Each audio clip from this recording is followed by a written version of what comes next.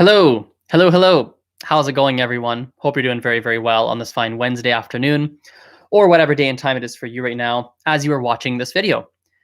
This is episode number 67 of Azren's Journal. If you are new to this segment on my YouTube channel, it's pretty straightforward. This is the segment on my channel where I share various language learning tips and, of course, give you an insight into my personal language learning journey. And today I have an interesting topic for the video. It's going to be a little bit of a personal topic, but also I think it'll be interesting in terms of language learning insights. I think everybody will get some good insights coming out of this video. And the topic of the video today is growing up in a multilingual household. So for those of you who don't know, and many of you probably know as of right now, I think most of the people who watch these videos are regular followers. There are new followers that find me on a daily basis, but most of you probably have been around for a little while. And you probably know that I grew up in a household where we spoke Gujarati, right? We spoke Gujarati in the house.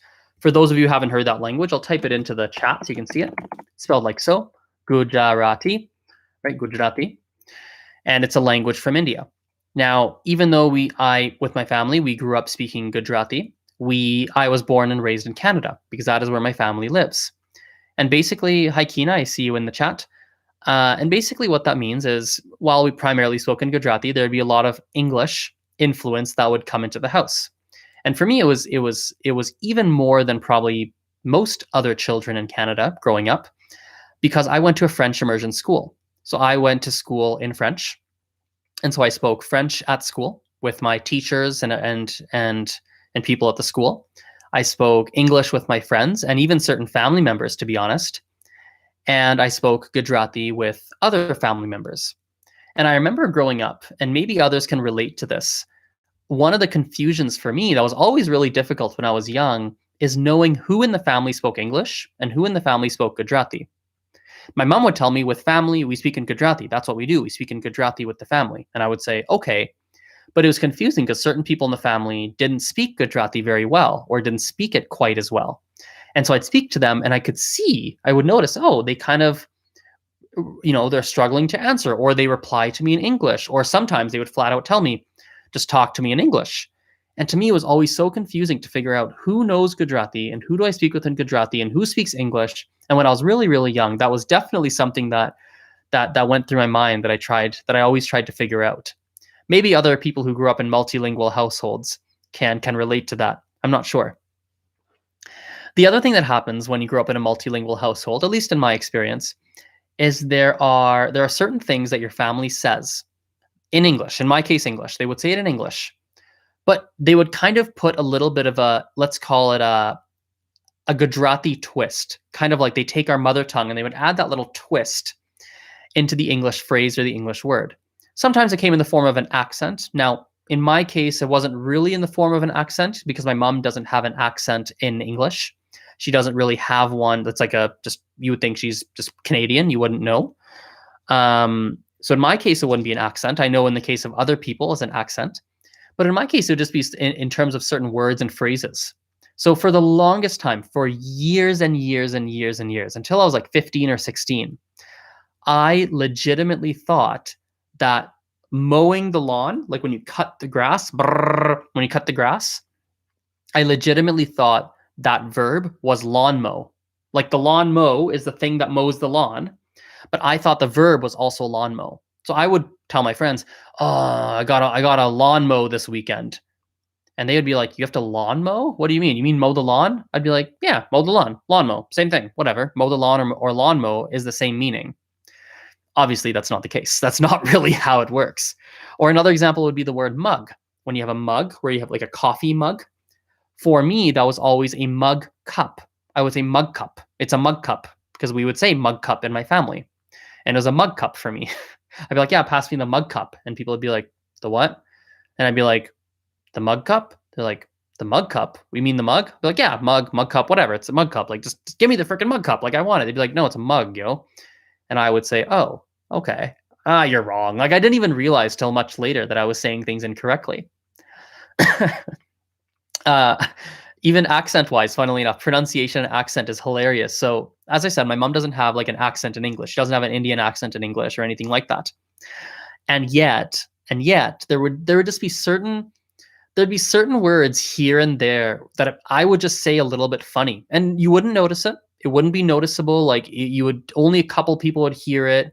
My really close friend, one of my best friends, we're still friends to this day. I've known him since I was 12 years old. He used to make fun of me because of how I said the word soup, right? Apparently, the way I would say soup before, now not anymore, because I fixed it since he pointed it out, was not how normal, quote unquote, Canadians say the word soup. That's not, apparently I said it wrong. And he said I would say soup. I'd be like, hey, do you want a bowl of soup? And he'd be like, what? And I'd be like, yeah, soup. Do you want some soup? And I'd say it so fast and short, and I wouldn't say soup. I'd say soup. You want some soup? And I don't know where that came from. And like he pointed out, I was like, what? You don't say soup? And he's like, no, it's not soup, it's soup. Like, what do you mean soup? I'm like, yeah, it's soup. What do you mean? Right? And that's just one of those things I used to say. And I don't know where that came from. My mom doesn't say soup. I just would. It just kind of one of those things that happened to me. And it was very, very bizarre. In my heritage language, the language that my family speaks, there are some strange things that would happen too. Because what happens is, and this is where we go more into foreign language acquisition. And when you're talking about first language acquisition, really, I'm not an expert on the topic, but there's a couple things that I know for sure that I feel comfortable saying. When people are growing up and you're learning your first language, one of the big pieces of acquiring that first language is how much input you are receiving, how much you're listening to other people speak that language, and how much you observe other people, both your own age or roughly your own age, and obviously people that are older than you, adults and things of that nature.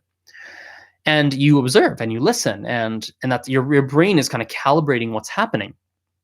Now, when you speak another language and you grow up in a country that doesn't speak that language, you're quite limited in terms of your input. If I grew up in India, I would have spoken to my mom and grandparents. I would have heard things on the news when it's playing in the background. I might have been in some Indian play groups. I would have been so much more immersed in the language. But the reality is my upbringing was I primarily spoke to mom, grandparents.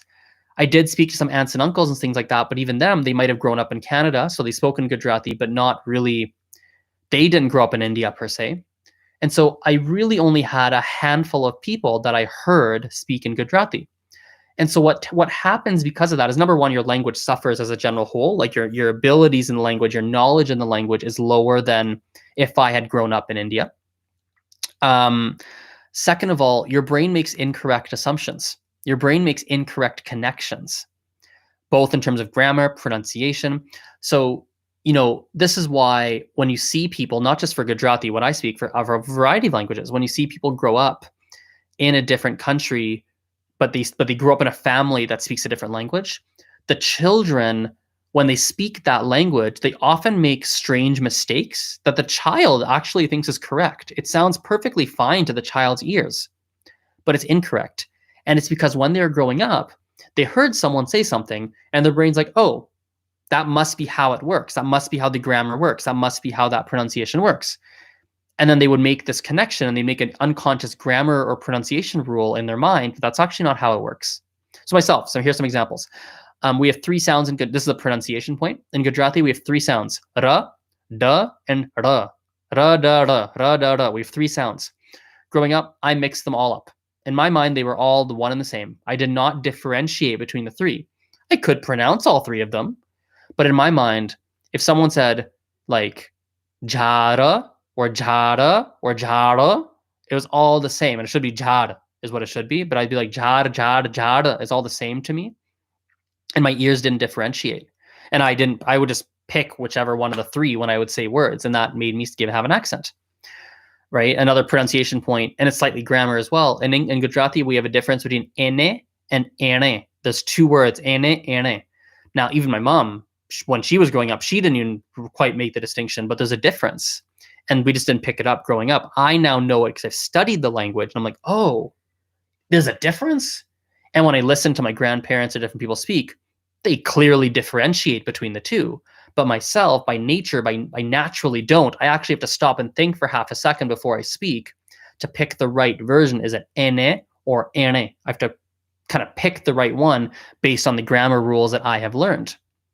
and on and on and on. Genders. I, for some reason, growing up, just did not capture genders of different things in Gujarati in my mind. I did not unconsciously pick that up. It just didn't happen. So a lot of times when I speak in Gujarati, I either make mistakes with the genders, I don't know the genders, or I will kind of muddle my pronunciation and not speak clearly, so that I kind of try and not even try to say the gender and kind of just avoid the topic altogether.